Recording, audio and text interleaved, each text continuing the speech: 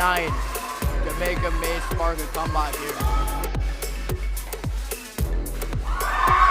Championship ball there. Their first ever girls doubles championship is being handed to the Barbados team.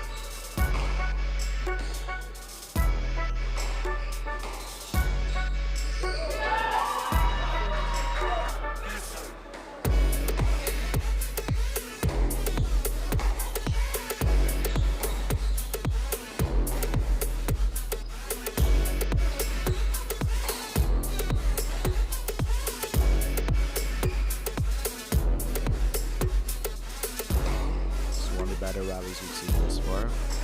Both players exchanging. We got a query from Barbados. 5-10 match ball. Switched over to Thompson, back to Paris. And there's the error, giving Barbados the title. 11-5 in the third. Well played to both teams, and congratulations to Team Barbados.